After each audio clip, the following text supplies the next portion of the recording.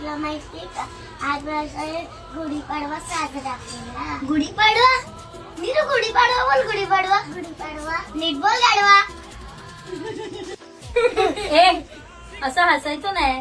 गुढीपाडवा हा आपल्या मराठी नवीन वर्षाचा पहिला दिवस असतो. आत्या पण गुढीपाडवा आपण साजरा का करतो?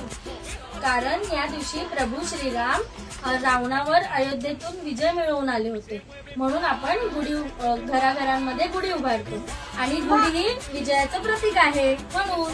मग आपण तर गुढी उभारूया का? हो चला.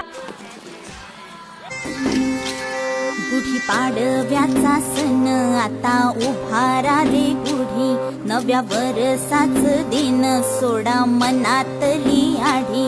गेलं साली गेली आढी, आता पाडवा